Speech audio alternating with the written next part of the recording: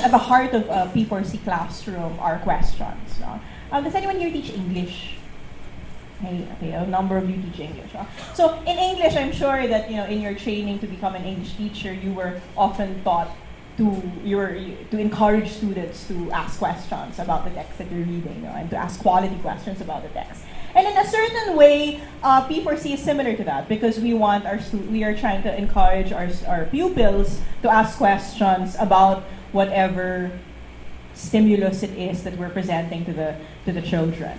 Okay, whatever stimulus for thinking it is that we're presenting to the children. But the questions that we ask in P4C are a little bit different from the questions that our students normally ask in English class. Okay. Ma'am, what may I know your name? Arlene. What questions do your students normally ask about stories that you read, for example, in English class? Why did one character do that certain? Okay, why did this character do that? Okay. Philip Cam, who's a professor of philosophy in Australia and an advocate of P4C, made this quadrant where he distinguished between closed and open-ended questions. Okay, so that question, why did the character do this? Would that be a closed question or an open question, an open-ended question? What do you think? What do you think, Ma'am Arlene? I think ma'am is an open-ended question. Okay. Because every student has it. Okay. It's given the basis of the story. Okay. Still, every student might give a different idea or a different perception about why he does. Okay. So if a question has more than one possible answer, you would consider it an open-ended question. If there's only one possible answer that you can find in the story itself, then it's closed. So if in the story, it already explains very clearly why the character did that, then it might be a closed question. But if the story is silent about the motives of the character, and we have to guess what the motives of the character are, then that would be an open-ended question. Okay? So, using the example of the story, Juan Tamad, for example. Okay, what kind of tree was Juan lying down under? Okay, closed question. Only one possible answer. Okay. And P4C practitioners like to call this reading comprehension questions. Did the child understand what the story was about? On the other hand, you might have, if you were Juan, would you have done the same thing? Okay, open-ended. Okay, so as Ma'am Arlene said, different pupils might have different answers to that story, to that question. Some might say yes, some might say no. Okay? And this is what P4C practitioners like to call a literary speculation question.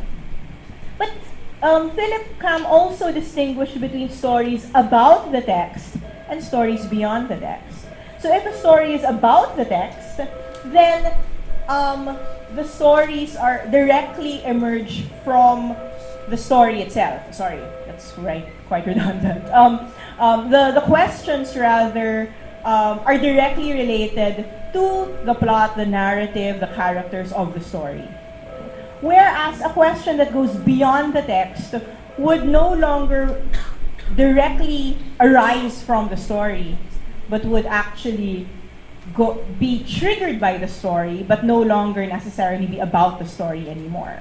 For example, if I were to ask, given the Juan Tamad story, what part of the country does the story Juan Tamad come from? I'm not asking about the characters or the narrative or the plot of the story anymore. I'm stepping outside of the story, and I'm asking a question related to the story. Okay? And this is still, however, a closed question. Is that not right? Because there is still only one answer. And I can actually find that answer how? Okay, by going online and Googling it, okay? By doing some kind of research. Or by asking, by asking the author of the story, okay, if the author were still alive, right? So far we filled up the three or four quadrants. We've explained what closed about the text questions are. We've explained what about the text open-ended questions are. And we've explained what closed beyond the text questions are. The fourth quadrant is where philosophical inquiry lies. The fourth quadrant are questions which are both open-ended, more than one possible answer, and beyond the text. Okay, so they're not directly about the narrative itself. Okay. An example might be, Is complacency, being lazy, because one time I did a story about a lazy person, is complacency a flaw? Or is it a virtue? Is it good or is it bad? And that's a philosophical question. Yes, yes. Okay.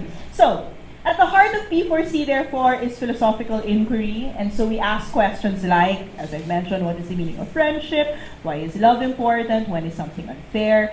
And by asking these questions and encouraging our students to have a dialogue about them, we try to create a community of inquiry that encourages critical, collaborative, caring, and creative thinking. Let me just say a little bit about each of these. So critical thinking, okay, we want them to be able to think clearly, analyze questions and ideas, recognize the flow of logical argumentation and logical inquiry through the discussion.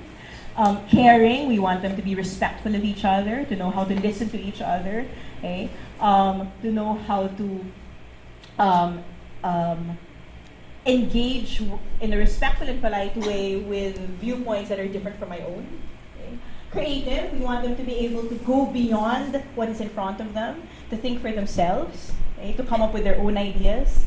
And collaborative, we want them to be able to work together as a team, okay? in a community. So what we're going to do next is I'm going to introduce the stimulus. And the stimulus that we're going to use today is a story. It's a British story. I wanted to choose a story that most likely you've never read before. Okay, it's called The Tunnel by Anthony Brown. Stimulus is the word that we use in P4C to refer to whatever it is that is going to be the starting point of the inquiry, okay, the text for the inquiry. It doesn't have to be a story. It can be a picture, it can be a song, it can be an object, okay? It can be a caterpillar, okay? It can be a video. Okay? So anything that you think is provocative enough to get pupils to think about philosophical questions. Once upon a time, there lived a sister and a brother who were not at all alike. In every way, they were different. The sister stayed inside on her own, reading and dreaming. The brother played outside with his friends, laughing and shouting, throwing and kicking, roughing and tumbling. At night, he slept soundly in his room, but she would lie awake, listening to the noises of the night. Sometimes he crept into her room to frighten her, for he knew that she was afraid of the dark. Whenever they were together, they fought and argued noisily all the time. One morning, their mother grew impatient with them. "Out you go together," she said, "and try to be nice to each other just for once, and be back for lunch." But the boy didn't want his little sister with him. They went to a piece of waste ground. "Why did you have to come?" he moaned. "It's not my fault," she said. "I didn't want to come to this awful place. It scares me." "Oh, you baby," said her brother. "You're frightened of everything." He went off to explore. "Hey! Hey, come here!" he yelled a little while later. She walked over to him. "Look," he said, "a tunnel. Come on, let's see what's at the other end." "No, you mustn't," she said. "There might be witches or goblins or anything down there." "Don't be so wet," said her brother. "That's kid stuff."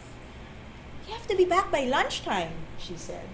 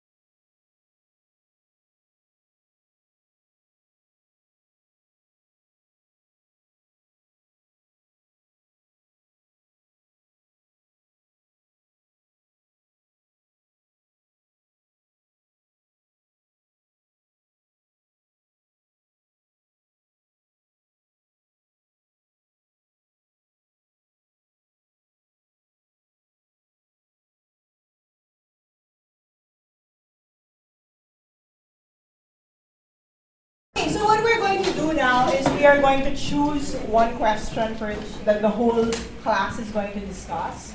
So I will read the questions aloud. Why is it important to have a good relationship among family members? Why was Jack turned into stone?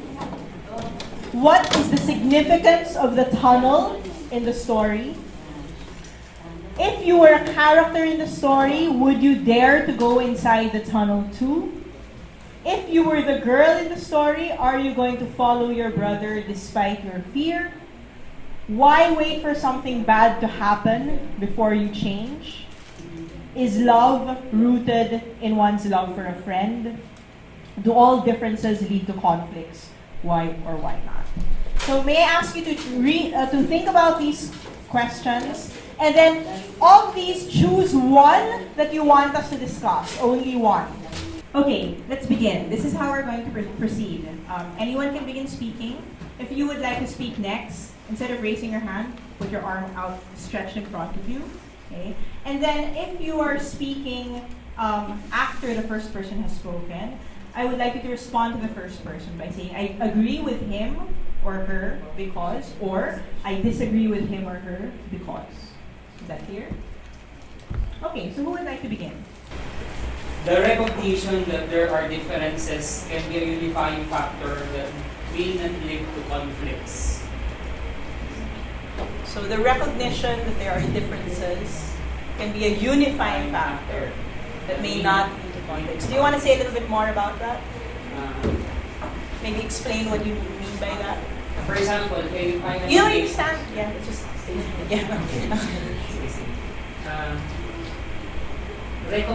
recognizing that we are different is not actually tantamount to saying that there could be possible conflicts, because the recognition of our uniqueness or differences is a recognition that we are similar at some point, at some degree. Thank you. Would anyone like to respond? Just put your hand up.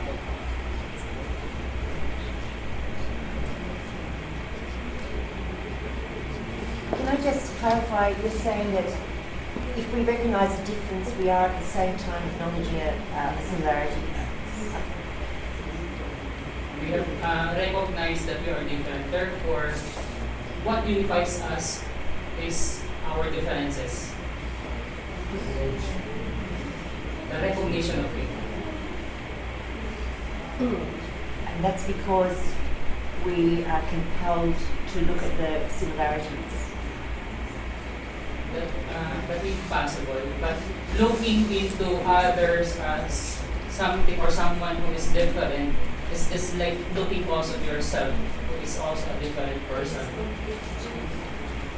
Or in other words, we are all unique. Embracing our uniqueness does not lead to conflicts.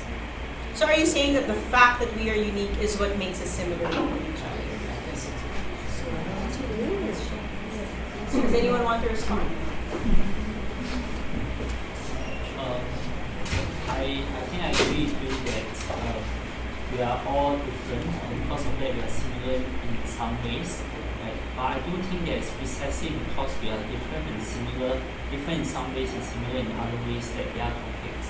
So one example would be that we all, for instance, all desire the same things. Let's say we all desire candy bars, for instance. But we are different because you are you and I am I, right? And therefore we fight for the candy bar. So there must be some kind of similarities, for instance, certain kind of common goals that are rare, but certain kind of differences, right? We don't see ourselves as belonging to the same group, but we are rivals, and therefore we fight. Yeah. To add with what Sir said about it, if we insist in becoming more particularistic and legalistic, as what I've said, it can lead to conflict. But if we insist in becoming more pluralistic and understanding, it can bind us. That though we have differences, we can be binded by our some similarities. If you focus about the some similarities, then it couldn't lead to conflict. It's a matter of perspective of how we look upon how we live conflict. So, are you saying that the way to not lead to conflict despite our differences is not to focus on them, to just focus on the similarities? Or are you saying that by focusing on the differences, we actually avoid conflict? Yes, actually, if we focus more of the differences, it can lead to conflict. Diba? But if we are understanding and binded by our ideas that we have all the similarities, we can be united. It couldn't lead to conflict. I presented two perspectives in my answer. So yes. No. I think you can go for us. Yes. If you will focus on in understanding individual differences, no conflict will happen. I got your point. Do you agree? Yes, I agree to say. I'm just wondering whether you're agreeing with Malcolm, because he was suggesting that the similarities that cause the conflict. We both want the candies, so it's the similarities that actually cause the conflict, not the difference. So I wonder between you. Yeah, maybe we'll allow him to respond first. Yeah. Are you agreeing or disagreeing with what because what he said was that it's the similarities that cause the conflict, not the differences. Because we both want the candy, and that's why we have a conflict. Because what we want is the same thing. So it's actually our similarities that cause the conflict, not the differences. Is that what you said, Robert?